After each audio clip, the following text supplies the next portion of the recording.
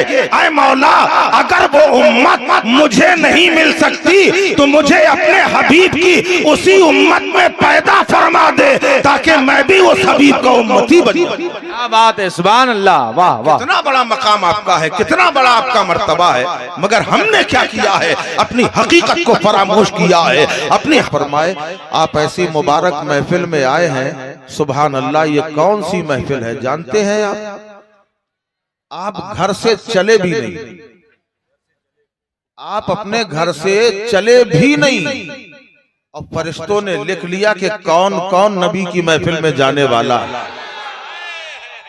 आप कितने मुबारक है कि आपका नाम फरिश्ते पहले से लिखे बैठे हैं कि नबी की महफिल में कौन कौन लोग जाने वाले हैं, उसमें आपका भी शुमार है। आप अपनी हकीकत को तो पहचाने कि आपको अल्लाह ने क्या मकाम दिया। मन अरफ़ा नफ्सहू फ़क़द अरफ़ा रब्बहू, जिसने अपने आप को पहचान लिया उसने अपने रब को पहचान लिया। अल्लाह ने आपको क्या बनाया है, कभी गौर किया?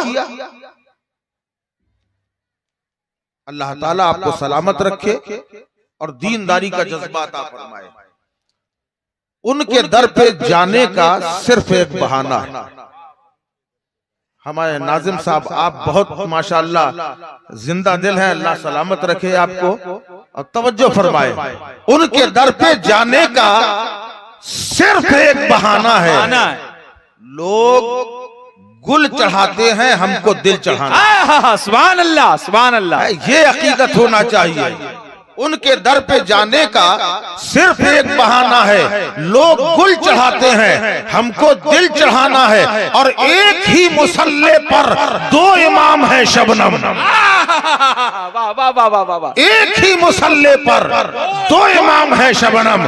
अरे सुभान अल्लाह, ये इमाम कौन है? अभी आप सुन रहे थे मौलाए कायनात अली मुर्तजा शेर खुदा रज़ी अल्लाह अन्हु की बेपनाह मोहब्बत के साथ तारीफ फरमा रहे थे। अब बात आ गई है, उनके शहजादे का जिक्र आ गया है। एक ही मुसल्ले पर दो इमाम है शबनम। जरा गौर तो करो, नबी नमाज अदा कर रहे हैं, बहुत सारे बच्चे खेल रहे हैं और भी सहाबा भी नमाज पढ़ रहे हैं, मगर किसी की जुर्रत नहीं हुई, किसी की हिम्मत ना हुई, कोई बच्चा आगे ना बढ़ा।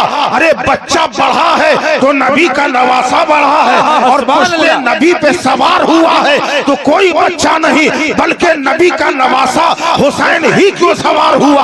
कभी गौर किया? हमारा बच्चा तो बच्चा होता है, कम अक्ल होता है, नादान होता है। बहुत सारे नादान बच्चे थे, कोई भी नबी के पुष्ट पे सवार हो जाता, कोई ना आगे बढ़ा, नबी का नवासा ही आगे बढ़ा। जब मैंने ये सवाल किया, इश्क ने जवाब दिया, ये बताओ कुरान अल्लाह ने एक अजीम किताब की सूरत में हमें अता की है, और कुरान वो किताब है कि कुरान के ऊपर ना हदीस रखी जा सकती है, ना बुखारी को रखा जा सकता है, ना मुस्लिम को रखा जाएगा, ना नाविल को रखा जाएगा, ना कसीदों को रखा जाएगा। अगर कुरान पे रखा जाएगा, या तो कुरान रखा जाएगा या कुरान का सिपारा रखा जाएगा। हुसैन इसलिए सवार हुए हैं कि दुनिया जान ले कि नबी कुरान है, उस कुरान का पारा हुसैन है। नारे तकबीर, नारे रिसालत, नबी का घराना, अली का घराना, शहीद आजम फैजाने गरीब नवाज कॉन्फ्रेंस। सुभान अल्लाह, एक ही मुसल्ले पर दो इमाम है शबनम। एक बात और आ गई, जब नबी पुष्प के पुष्ट पर इमाम हुसैन सवार हुए, एक बात मैं और कहूंगा, यहाँ हमारे उलमाए कराम और ये पैगाम है हमारा, क्या हुसैन मुहर्रम के महीने तक महदूद है? मुहर्रम के अलावा हुसैन की याद नहीं मनाई जा सकती क्या? अरे हुसैन तो वो है जिनकी कुर्बानी को कोई भूल ही नहीं सकता। 12 महीने हुसैन का जिक्र हो तो कोई बड़ी बात नहीं है, और होना चाहिए। जिन्होंने इस्लाम की डूबती हुई कश्ती को तिराया वो हुसैन। जब नबी हालते सजदा में है तो हालते सजदा में जब नमाजी होता है उस वक्त सिचुएशन क्या बनती है? ये सर है और ये घूम के आए, यही हालत होती ना। अरे भाई तवज्जो चाहिए, जरा ध्यान दीजिए। जब आप सजदा करते हैं, मगर अफसोस तो यह है वो सजदा ही बहुत भारी है हमारे लिए। वो एक सजदा जिसे तू गिरा समझता है, 1000 सजदे से देता है आदमी को निजात। आज हमारे हाल यह है कि हम नमाजों से दूर भाग रहे हैं। मगर जरा देखो, लंदन में देखो, फ्रांस में देखो, जर्मन में देखो, अमेरिका में देखो, रशिया में देखो, लोग हाथ बांधे खड़े हैं। उनसे पूछा तुम क्या कर रहे हो? का देख नहीं रहे हो? हमने कहा ये तो इबादत है, तुम नमाज क्यों पढ़ रहे हो? नमाज तुम पे फर्ज नहीं है, ये इबादत हम पे फर्ज है, तुम नमाज क्यों पढ़ रहे हो? तो जवाब दिया जा रहा है हम नमाज इबादत की के लिए के गरज से नहीं पढ़ रहे हैं, हमने रिसर्च की है तमाम रूए जमीन के अंदर। जब हमने रिसर्च की है तो ये पाया है कि नमाज से बेहतर दुनिया में कोई एक्सरसाइज है ही नहीं, इसलिए हम नमाज अदा। क्या बात है, वाह वाह वाह वाह वाह। और हम नमाज से दूर भाग रहे हैं। जो नमाजी होता है वो बीमारियों से दूर होता है। साइंस कहती है, साइंसी नुक्ते नजर से देखो, मैं आऊंगा अपने जहां से चला हूं वहीं आऊंगा इंशाल्लाह। साइंस कहती है जब आप रात में सोते हैं, पूरा जिस्म का खून आपकी बदन में गर्दिश करता है, घूमता रहता है। सुबह उठने के बाद आप अपने कामों में मसरूफ हो जाते हैं, यहां जा रहे हैं, वहां जा रहे हैं, हर काम निपटाते चले जा रहे हैं। तो ये जो खून होता है, ब्लड होता है, ये पैरों से बड़ी तेज रफ्तारी के साथ नाक तक आता है। इसके बाद रफ्तार मध्यम हो जाती है और इतनी धीमी हो जाती है रफ्तार कि सर तक आते आते बहुत ना के बराबर खाली घूमता है। वो खून गर्दिश करता है और वही जिस वक्त नमाज की हालत में बंदा पहुंच जाता है, मस्जिद में दाखिल होता है, उसका खून गर्दिश करने के लिए ऊपर आता है, नाक में आता है, और नमाजी जैसे ही रुकू में जाता है सारा खून गर्दन तक आ जाता है, और जब सजदे में जाता है तो वो खून उसके दिमाग में आ जाता है। जब दिमाग में खून आता है, सोचने समझने की सलाहियतें बढ़ जाया करती हैं, और इतनी बढ़ जाती है, आपने देखा होगा कि जब आप सजदे की हालत में होते हैं तब दुनिया के तमाम ख्याल आने लगते हैं, भूली बिसरी यादें ताजा हो जाती हैं। वो इसलिए कि खून गर्दिश कर रहा है आपके दिमाग में, और यही वजह है आज हम नमाजों से दूर हो गए तो रुसवा हो रहे हैं। वरना यही 313 थे और नमाजी थे, परहेजगार थे, दिमाग इतना आला काम करता था कि 313 ने सारे जमाने में हुकूमत करके दिखा दी, और आज हम लाखों नहीं करोड़ों में है मगर रुसवा नजर आ रहे हैं। हक है, हक है, हक है। इस रुसवाई का जिम्मेदार किसे बनाया जाएगा? बहुत सारे हमारे भाइयों को तो नमाज का तरीका ही नहीं आता। आप ये ना सोचो कि अल्लाह की बारगाह में आप ये कह दोगे हमें नमाज का तरीका आता ही नहीं था, इससे काम नहीं चलेगा। सीखा क्यों नहीं? आज आपके सामने असातिज़ा है, ये हमारे दारुल फैजान गरीब नवाज, इतना आला मदरसा है, एक तालीमे बालिगा का दर्स होना चाहिए, उसके लिए 1 घंटा मुकर्रर किया जाए, और जितने बड़े लोग हैं उन्हें तालीम सिखाई जाए, शरीयत के मसाइल से रूशनास किया जाए, ताकि तुम्हारे घर का माशरा ना बिगड़ने पाए, तुम्हारे घर का माहौल ना बिगड़ने पाए, बच्चों को नमाज का सलीका आ जाए। हालत सजदा में जब नमाजी होता है तो उसका हाल क्या होता है? ऐसे राउंड बन जाता है, राउंड बन जाता है ना, अरे बोलो यार, राउंड बन जाता है। ये अंगूठी का दायरा हो गया, ये अंगूठी है, ये निशान बना हुआ है। अब इसमें नक की भी जरूरत है, बगैर नक के अंगूठी बेकार। नबी ने अपने आप को रिसालत का दायरा बना दिया, तो रिसालत के दायरे में हर नगीना काम नहीं आता, बल्कि अगर दायरा नबूवत का होगा तो नगीना शहादत का होगा, तभी वो अंगूठी जगमगाएगी। क्या बात है, जिंदाबाद जिंदाबाद जिंदाबाद। एक ही मुसल्ले पर दो इमाम हैं शबनम, एक ही मुसल्ले पर दो इमाम हैं शबनम। पुश्त पर नवासा है, बंदगी में नाना। सुभान अल्लाह, जिंदाबाद पुश्त पर जिंदाबाद। नवासा है, बंदगी में नाना है। इन्न दीन इंदल्लाहिल इस्लाम, बेशक अल्लाह का पसंदीदा मजहब मजहब इस्लाम। अरे यार नहीं बोलोगे, सुभान अल्लाह नहीं कहोगे? आप तो इतने खामोश ऐसे बैठे हैं जैसे कि आप भी अच्छे दिन का इंतजार कर रहे हैं। अच्छे दिन का इंतजार कर रहे हो? अरे हम मुसलमान हैं, हमें अच्छे दिनों के इंतजार की जरूरत नहीं है। हमारे अच्छे दिन तो तभी शुरू हो गए थे जब आमना के लाल दुनिया में तशरीफ लाए। सुभान अल्लाह, क्या बात है, वाह वाह। उसी वक्त हमारे अच्छे दिन शुरू हो गए थे। भाई थोड़ा सा माइक और बढ़ा दीजिए, हल्का सा इको भी दे दीजिए। हाँ, अल्लाह ताला आपकी उम्र में इकबाल में बरकतें अता फरमाए। सुभान अल्लाह। इन्न दीन इंदल्लाहिल इस्लाम। अल्लाह इरशाद फरमा रहा है, बेशक अल्लाह का सबसे ज्यादा पसंदीदा मजहब मजहब इस्लाम। क्यों मजहब इस्लाम को खुदा ने पसंद किया?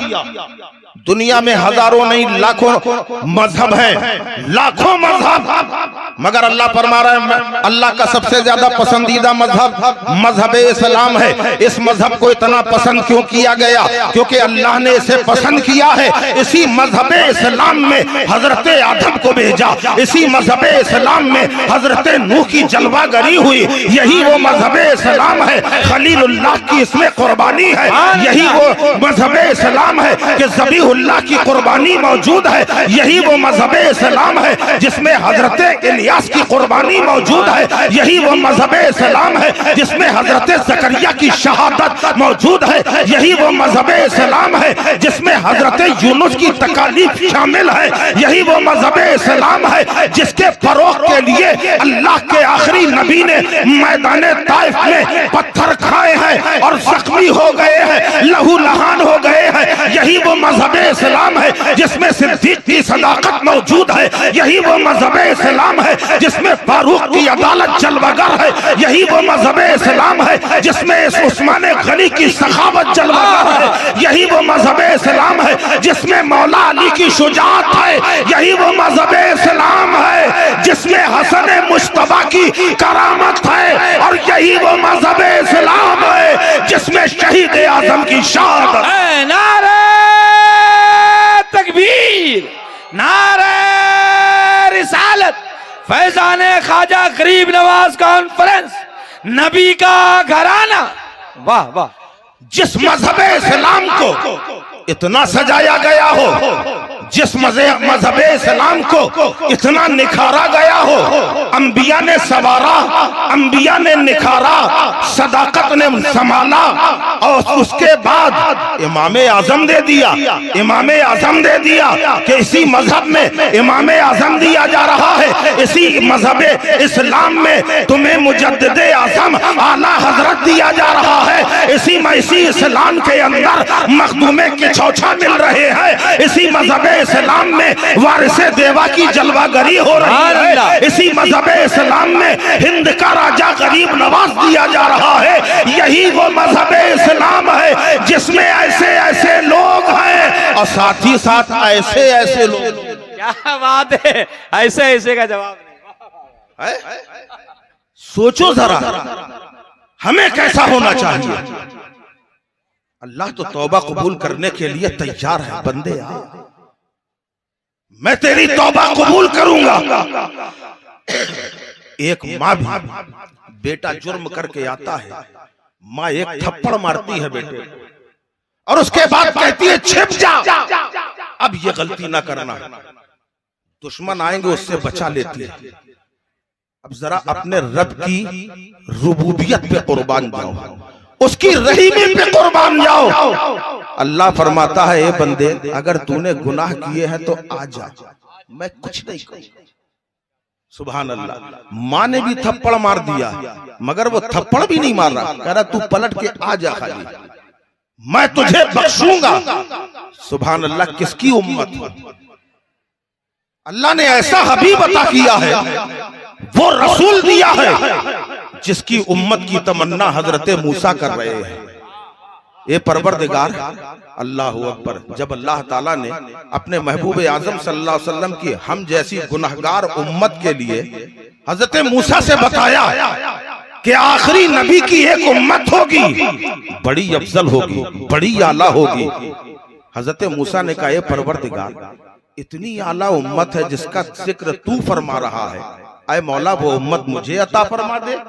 अल्लाह ने फरमाया, नहीं, वो मेरे हबीब के लिए मखसूस है। सुभान अल्लाह, मेरे हबीब के लिए खास है। जब ये कहा तो हजरत मूसा कहने लगे, आए मौला, अगर वो उम्मत मुझे नहीं मिल सकती तो मुझे अपने हबीब की उसी उम्मत में पैदा फरमा दे, ताकि मैं भी उस हबीब का उम्मती बन जाऊं। क्या बात है, सुभान अल्लाह, वाह वाह। कितना बड़ा मकाम आपका है, कितना बड़ा आपका मर्तबा है, मगर हमने क्या किया है, अपनी हकीकत को फरामोश किया है, अपनी हकीकत को फरामोश कर दिया है। मुसलमानों, याद रखो, आपको अल्लाह ने ऐसा मौका दिया है, ऐसा शानदार नुस्खा दिया है। दुनिया का कोई भी मजहब हो, दुनिया का कोई भी दीन हो, अगर बचपने का उसमें जिक्र होगा तो जवानी का जिक्र ना होगा, जवानी का जिक्र होगा तो बुढ़ापे का जिक्र ना होगा, बुढ़ापे का जिक्र नहीं मिल जाएगा तो मौत का जिक्र नहीं होगा। मगर कुर्बान जाओ, ये दीने मतीने मुस्तफा पे कुर्बान जाओ कि जिसमें